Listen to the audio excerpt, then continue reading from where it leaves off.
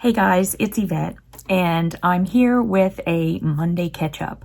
I just realized that I haven't actually done one of these in a bit. And I don't know why, because I love doing them. I think I just, a lot of times on Mondays, I will get home and all I can think about is everything that I have to get done by the end of the week. And so I just come in and I get started and I completely forget about the fact that I haven't even done a Monday catch-up. And so, yes, it's been a little bit, but I've had a bit of things going on. So I have something that I think that maybe I just need to at least come out and say, hey, I am planning something. And if I at least allude to it a little bit, it will sort of give me the kick in the pants that I need to get started. Actually, it's been started. I have something that I've been working on for a while, and I think I just sort of hit the wall. Okay. I didn't hit the wall. I think I'm scared. I think that's what it is. A lot of times we will, and I say we as like a universal we. I think that a lot of people, not everyone, because some people are very good at just jumping out there. And usually I am. I mean, I have said a million times before that I am a fly by the seat of my pants kind of girl. And I've always been that way. At least with, maybe it's just with like easier decisions or things that or maybe it's just come with age. I really don't know. I think at this point, I know that, I've been ready for a long time for something that I'm trying to come to fruition and, bring about a change that I want. I'll be quite honest, it's harder than I thought it would be. And so, not that I thought it would be easy. I never thought it would be easy to make like a career change. I never thought that that would be easy. I guess I just thought that, well, I had a lot of confidence. I had a lot of confidence that I can do it. And I still do. It's just that I think as time has gone on, I have become, like it started to tarnish a little bit because it didn't happen as fast as I thought it would. And maybe that's overconfidence. Maybe on my part, that was just overconfidence where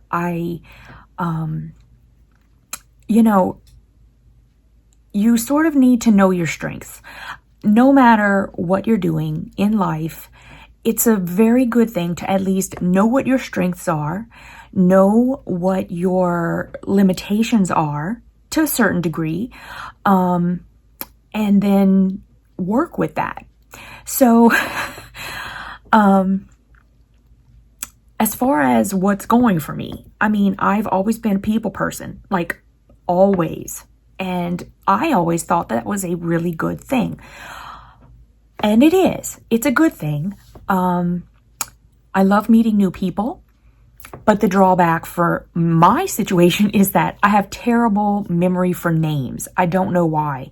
Like, I have really started, like, since we started having live videos, lots of people commenting on things that I do, I make a real effort to say things and write them at the same time. If someone is verbally telling me what their name is, I will ask them to spell it. And I know that sounds crazy to some people, but for me, if I can, it makes me concentrate a little bit more on like what they're saying. I can sometimes it'll help me to like put thoughts together with, if I'm thinking of the letters and I'm seeing it in my head, I'm seeing it right in front of me, like their name. Sometimes that does help me. It really does. And sometimes It doesn't. I mean, I don't know why I have a block like that. I really don't. And I have to tell you, it's extremely frustrating. And lately, like, I'm not sure if it's an age thing or what, but I will also have a hard time, like, remembering names of things. Like, let's say, let's say I'm going to Quilt Market, right? I will be in the middle of a conversation with someone, and I'm in the middle of trying to talk about I'm going to be going to Quilt Market, and then all of a sudden I can't remember the name of where it is I'm going, and I'm going, okay, I do know where I'm going. I know the name of the program. I know all of these things, but it won't come to my, you guys, it's so frustrating. I don't know if it's happened to any of you, but that can be really frustrating, especially when you are, it almost makes you sound like you have a lack of interest in,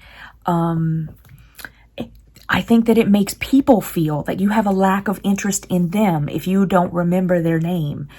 Do you know what I mean? And I don't think that that's something that people purposefully do, but that's just something that we all just, I think all of us feel that way. Like, I know that it would probably initially feel that way to me. The only reason why I say that it might not feel that way to me is because I experience it. So I totally get it. Like, if somebody can't remember my name, I'm like, dude, that's okay. Really.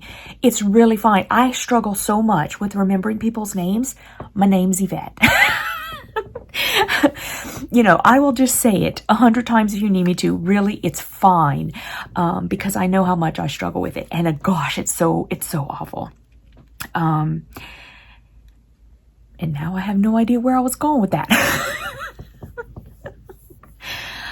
Just that's part of, you know, where I know I have a strength, but then there's a weakness to it, or like a limitation to it that seems to be out of my control, and I try to overcome it. And so that's one thing. I've always felt that I was a good teacher. In fact, I was going to be an elementary school teacher. You guys don't crack up laughing. First of all, and this is me being completely honest, Jim and I have moved around a lot, okay? And so by the time, let's see, I kept trying to go to college. I was enrolled all the time. I'm going to college. I'd transfer my credits. And so I'd gotten to an area, or to a time period in my education where we had to go and spend some time in the elementary class to get like hands-on real life experience. You guys, that was tough. I don't know how those ladies do it. They had 2 ladies in the room, and I still don't know how they did it. Those kids had things going on over here and over there and over there. And then, you know, then that's not even it. Then they have to do all the paperwork. Oh, God bless them. So then what ended up happening is that we moved again. And when I went to transfer my credits, I said to Jim, I don't think I can be a teacher. Listen, I'm not afraid of hard work. I'm really not. But there were a lot of things going on that I thought, you know, it might not be for me. And so I'm really thankful for that time that I got to spend in the classroom with those 2 lovely ladies who were running the kindergarten class that I was in. Because you kind of need to know that. And I think that was a really good lesson for me. And then I got into bookkeeping. And I've been doing bookkeeping for some sort of bookkeeping, mostly full charge bookkeeping, for like almost 20 years or whatever it was. I know that when I moved to Australia, I sort of got pigeonholed into accounts payable, which was fine. I did a little bit of payroll, and I've done payroll for a lot of my life too. And I enjoyed it for the longest time. I really did. I think that because I've always been really good with numbers. So I enjoyed it. And then I don't know what it is, but I got back to the States after living in Australia for 3 years. And I cannot even pinpoint what it is that happened. But suddenly, like, every bit of the creative part of me just like came alive. And and then I just found myself wanting to do it more and more and more. And I've always, like I said, I've always been a good teacher. So I really actually love doing the videos where maybe I'm just sewing along and then I'm like just passing on little tidbits of things that, you know, because I've been quilting for about 20 years, on and off. Because, you know, there were periods where I wasn't quilting for a long time. And then I would get back to it. And then somehow I would get away from it. And then I would go back to it. And it was, you know, it was that sort of a thing. And most of the things that I would make, I would give away. And now, y'all, I'm really enjoying making things for myself.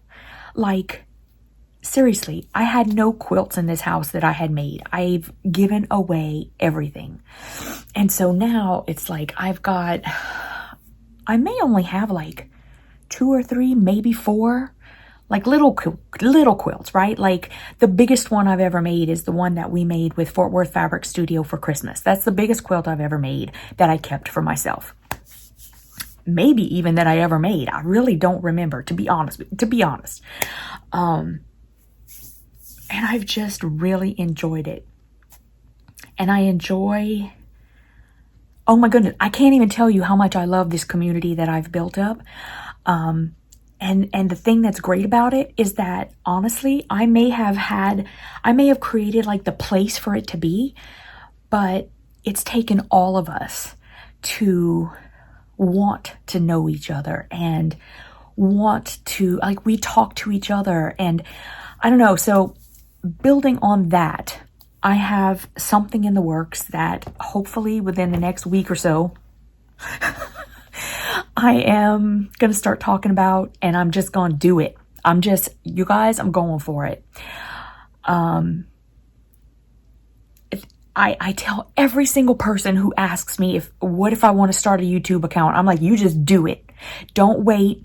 Don't stop at, you know, don't collect $200, whatever. Just start. If it's something you think you want to do, don't overthink it. Just do it. I tell everyone that. So why haven't I taken my own advice? I've been hemming and hawing about this for months now.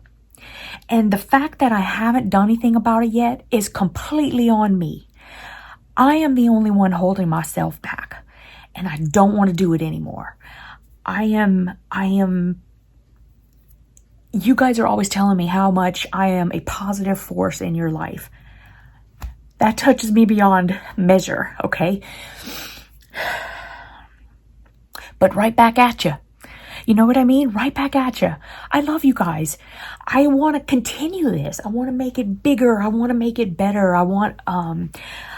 Anyway, so just stay tuned. I'm going to be back and I'm going to talk about it because I'm tired of getting in my own way. I'm going for it. And heck, hopefully by next Monday, you'll be hearing about it from me, or you will have already heard about it from me. That's my goal, and I just need to get out of my own way. If you're watching me for the first time, thank you so much, and I sure hope you will consider subscribing to my channel. I do mostly quilting on this channel. I open quilting subscription boxes. I have sew-alongs. I do tutorials when I have the time. I also have a full-time job outside of this, just to let all of you know. But I sew and film as much as I possibly can because I love it. And so I hope you'll stick around. And I'll see you guys in the next video if you do. Mwah! I love you guys.